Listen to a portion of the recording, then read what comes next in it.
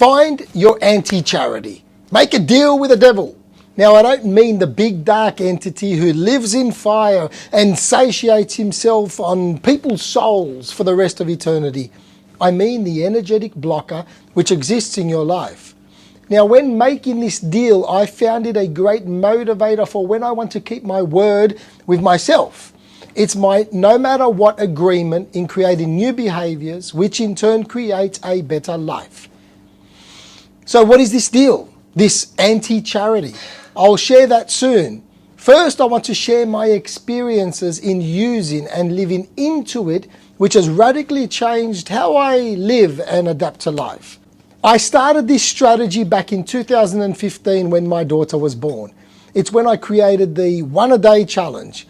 I never liked being on the receiving end of photos. So when she was born, I told myself that for fun and to get comfortable in front of a camera, I would take a selfie with her every single day. Almost 8 years later, we still continue this really fun ritual. It's also the year when I had a massive confrontation with the unions in the construction industry, which I was part of. Now, this impacted my business and myself personally very significantly. Bitterness and resentment is an unused resource. Instead of shifting perspective and using it as motivation, people hold it within themselves and allow it to eat them from the inside. So what this does, it becomes a cancer. I used bitterness and resentment to create a pretty cool life. In 2016, I formalized my 1 a day challenge. I made a no matter what agreement, which was to consciously learn and teach something to someone every single day. Now, this may sound easy. However, it did become extremely overwhelming at times, as it meant elevating my self-awareness through becoming presently conscious and changing behaviours very quickly. I became mindfully conscious of what I was doing and who I was being. It also meant that when teaching, I had to be effective and diligent with my communication. I had to tune in to the level of understanding of the other person to ensure that they would comprehend what I was talking about, what I was teaching. This year set a really strong foundation for my future, where I now work coaching and consulting to many people and organisations. In 2017, my no matter what agreement was to have a cold shower every single day. On January the 1st, the hot water tap did not exist. This was easy in summer. However, when winter rolled in, it was another story, particularly when visiting the snow regions. The best thing about this was that my daughter would join me. Being 2 years old, she had little to no context of the cold, so for her it was simply a different type of shower. She became so adapted that when she was not yet 4, she actually followed me into a freezing lake in the snow region. It was as if she was just walking into a warm bath. In 2018, I made the agreement to run 1 mile a day. Now that's 1.6 kilometres. I chose this particular agreement because only a few hours before a 100 kilometre ultra marathon race, I seriously tore my calf. Now, I had been running for many years before this injury and had quite a few ultras behind me. Before the calf tear, I was dedicated to training immensely hard, and because I wanted to race again, I figured I needed to build the muscles back up in a slow, consistent pace. Perfect 1 a day challenge. Now, this was an interesting year because during the challenge, I actually travelled to 5 countries. So it meant I ran my mile through some really wonderful environments. And often my mile will turn into many, many, many miles as I explored all these extraordinary places. And now in one instance, I actually had to run the mile in Hong Kong airport because if I did not get it done before my flight, it would mean breaking my 1 a day agreement because the 24 hours would have elapsed. Remember, I've linked this agreement to an anti-charity. So it was no matter what. After almost 2 years of running my mile a day, which would often become more as I mentioned earlier, I would then go into trail races. I would enter them again, some of them being up to 25-30 kilometres long. So it became such an automatic behaviour that I loved it. I told myself that the only way I would stop is if I broke my leg. Now, I've had lots of injuries in my life. However, I've never broken a serious bone. So when I'd say this, it would be more in jest. Down the track, I learnt an interesting lesson around the language we use and how it impacts our reality. And I'll save that share for a different time. Now, something I should also mention is that these practices became so ingrained, became such strong behaviours that they compounded every year. Every year I would continue them on. They were just part of life. So when 2019 started, I was taking my selfie with my daughter every day, still consciously learning and teaching something every day, continuing to have my cold showers, which were just showers by now, and I was running a minimum of 1 mile, 1.6 kilometres every single day. Coming back from a shoulder injury and wanting to strengthen my core, in 2019, my agreement was to do 100 sit-ups and 100 push-ups every single day, no matter what. Now, this was possibly my favourite one-a-day challenge because almost every day my daughter, who was then 4 years old, would join me. So every time I'd get on the floor to do them, she would run into the room, sit on my back for the push-ups, and then sit on my chest for the sit-ups. Often she would sit beside me and actually join me in the practice, which is fantastic because looking at her all these years later, she still gets down and we make little agreements and bets, push-ups and sit-ups. So it was a great year, that one. Now, I'd then get up after doing my 100 push-ups, sit-ups, go do my mile, get home, take the selfie, go and have my cold shower. Now, I continued this all the way through to October 2019, and then I broke my ankle playing football. It's interesting because as soon as my ankle snapped and I fell to the ground, my first and immediate thought was, shit, how am I going to get my mile in? How am I going to do my mile? That's all that went through my mind. The one-a-day challenge fell apart not too long after that. I tried to continue it on my mobility knee scooter.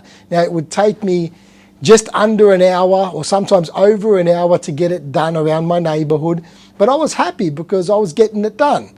I was even doing my push-ups and sit-ups in a very uncomfortable way, no matter what. Now, this only lasted 3 or 4 days because I started to get complications post-surgery with my ankle and it became severely swollen. On the third night, whatever it was, the pain was so severe it was like a volcano erupting internally in my leg. Not wanting to wake my wife and daughter, I drove myself to hospital at 4 a.m. using my left foot to drive for the first time, which was actually quite simple and possibly because I had created a habit of learning something new every day. When I told the doctor in emergency that I had been wheeling around on a knee scooter for a mile at a time and doing push-ups and sit-ups, they immediately put a stop to it and cut the plaster off to reveal just how bad the swelling had gotten. Immediately, the pain started to go. The volcano settled. And now I quickly learnt another thing that day. Don't do dumb shit. So there is a limit to no matter what. We then entered COVID. It was during my rehab and I lost many of the disciplines and structures I had in my life. And at the beginning of this year, 2023, I knew how important these agreements were, so I reintroduced the structure back. So, 2023, my challenge is to post a video every single day with the intention of making it a habit. I want to get comfortable doing it, no matter what. What is this deal with the devil, this anti-charity I speak of? Well, it's simple. When teaching this, I tell people to find an anti-charity, an organisation they do not like, something that opposes their values, opposes what they stand for, something that has affected them personally so much that they would hate the thought of handing over their money to it. This is where we turn bitterness and resentment into this wonderful fuel. Now, because of my personal experience with the unions back in 2015, the anti-charity that I chose was the CFMEU, the union body for the construction industry. It started off as a $500 donation if I broke my agreement. And because I believed in the strategy so much, because I knew how much abundance this dirty fuel gave me, how I converted it, I then increased my agreement to $5,000 if I broke it. So step one is to make an agreement with yourself, something that is outside of your comfort zone, but you know will have a positive impact on your life. Something you want to become a positive habit. Remember, you are not breaking a habit, you are creating a new one. Step two, find an organization you personally would never support in your life. It does not matter what others think or if they provide a great platform for opportunities for other people. The only thing that matters is that you personally would never donate a cent to them. Hate is a strong word, and it is in this energy we want you to feel about this organization or movement. Make hate a personal fuel which is tailored just for you. In the world of omni-inclusion and political correctness, be controversial with this. It doesn't matter. Make it personal. If you hate toxic masculinity, make an organization which supports this, your anti-charity. If you hate toxic feminism, they are the one you will donate to. If it's white supremacists, research the Ku Klux Klan and find out how they receive funds. Political parties, influencers, abortion clinics, corporations, pro-gun associations, the list goes on and on. There is a polarity to everything we value, love and stand for. Find that polarity and promise yourself that you will donate your hard-earned money if you break your agreement with yourself. Step 3, work out how much money you are willing to donate to the devil if you break your agreement. Now this needs to be a lot of money for you. It needs to hurt you if you were to part with it. And then double it. And then double it again. For example, if $500 was so much money that you could not think of losing it, let alone donating it somewhere to someone you despise, your agreement doubles to $1,000. And then it doubles to $2,000. Now tell me that you wouldn't hold your agreement. Tell me that you wouldn't turn up every single day, no matter what. Like I said, bitterness and resentment is an unused fuel, which people don't know what to do with.